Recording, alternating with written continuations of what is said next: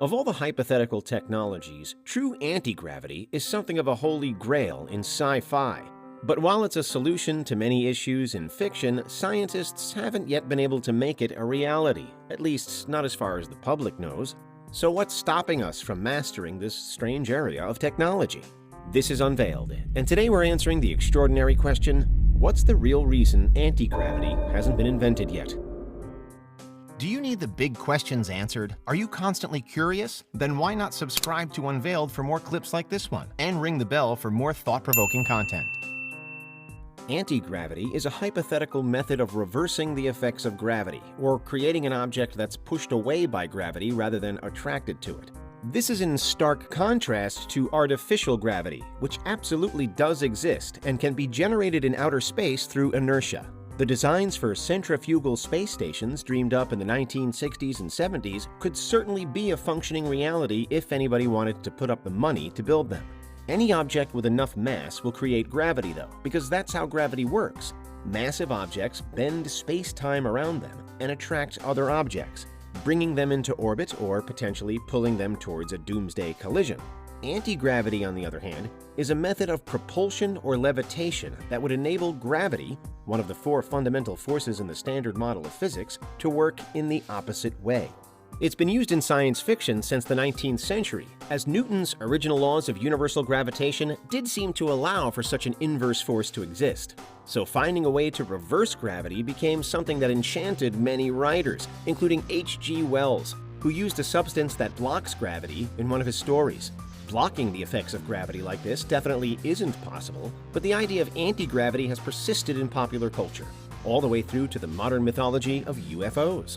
UFOs move in mysterious ways, hovering in the air, darting around, and sometimes moving in total silence.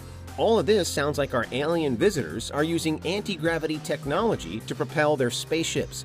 And it's true that if aliens did exist, anti-gravity propulsion would make it a lot easier for them to get to and from Earth without needing loud, bright rockets. After all, if they had to launch a rocket every time they left Earth to return to space, we'd definitely all know about them by now. This has given rise to conspiracy theories involving the mecca for UFO sightings, the United States. Chiefly that UFOs have crashed on American soil and are being reverse-engineered by scientists.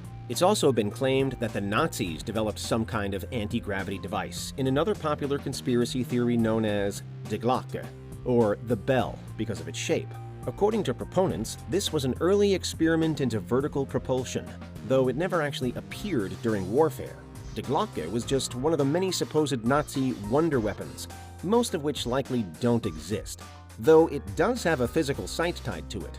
Nicknamed Hitler's Stonehenge, a mysterious facility was built by the Nazis in occupied Poland, and to this day, nobody's too sure exactly what it was, though it does have underground tunnels running below it. Some have suggested that the structure was a testing ground for Die Glocke, but we really don't know, and the story about the device didn't actually appear until the year 2000, so it's highly likely that it was or is a hoax.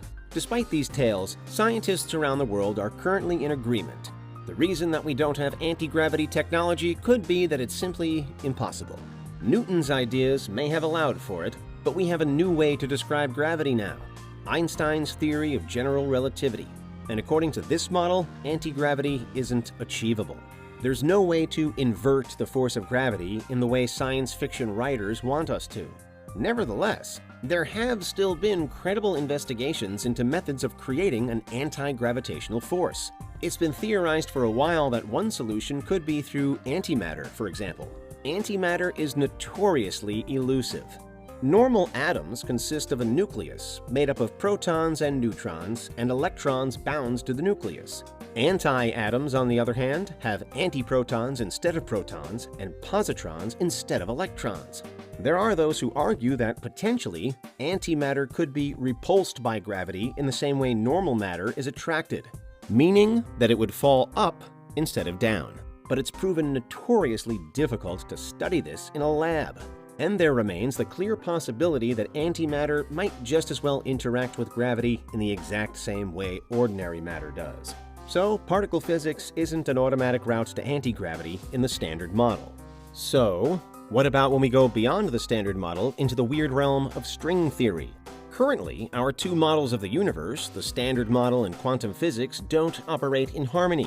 We lack a universal theory of everything, a theory of quantum gravity, that can marry them together. String theory might just be able to do that, though. Within it, proponents have attempted to explain gravity with a hypothetical elementary particle called a gravitron, which it's been speculated might be able to produce anti-gravity. But of course, string theory is still an unproven set of ideas, and it's so bizarre that it's not clear how we'd ever prove whether or not it's true. For now, there are at least pieces of technology that give people the illusion of defying gravity. We can, of course, fly through the air in many different ways. A plane would stay in the sky indefinitely if it had an infinite supply of fuel. Vertical propulsion is already commonplace through helicopters and drones. We also do have the means to make objects levitate without using engines or propellers. Though they don't use anti-gravity to accomplish this, they use magnets to create the effect of magnetic levitation, with two magnets facing and repelling each other in such a way that one of them floats. It can be tricky to get a magnetic levitation effect stable, as the magnets are always fighting against each other, but it's a technology that we've certainly mastered by now.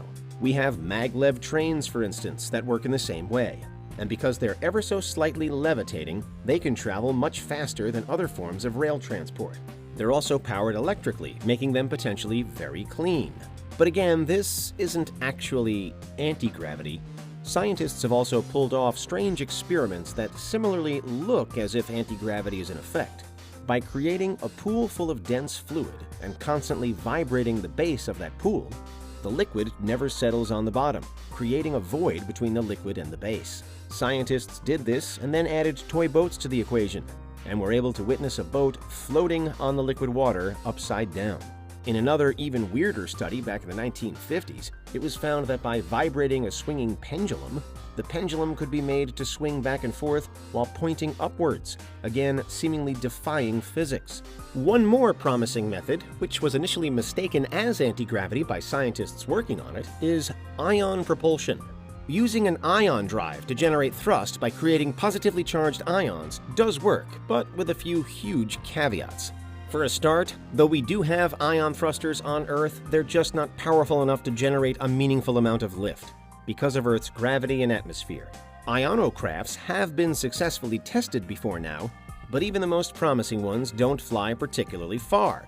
One ion-powered airplane tested in 2018, for example, only flew a distance of roughly 200 feet, and only at a very low altitude. It also weighed just 5.4 pounds, so it couldn't carry a payload. There are, however, patents for what would effectively be a real-life flying saucer, first developed in 2006 and called the Wingless Electromagnetic Air Vehicle. It uses a combination of ionization, plasma, and magnetism to fly, though only small and very early prototypes of it have ever been built. But even though it could be said of this particular machine that it looks like the famous flying saucers beloved by ufologists, it still isn't true anti-gravity propulsion. Ion thrusters aren't useless, however, just because they're not very powerful on Earth. They're actually a major part of plans to send humans to other planets in the future, as they do work as a propulsion method in the vacuum of space. So ultimately, we're at something of a crossroads when it comes to this type of technology. It would be a revolutionary breakthrough, but unfortunately, everything we know about physics tells us it's probably impossible in its truest form. There are various concepts in development that look a lot like it, though, even if we aren't getting much closer to the genuine thing. And that's the real reason why anti-gravity hasn't been invented yet. What do you think? Is there anything we missed? Let us know in the comments. Check out these other clips from Unveiled, and make sure you subscribe and ring the bell for our latest content.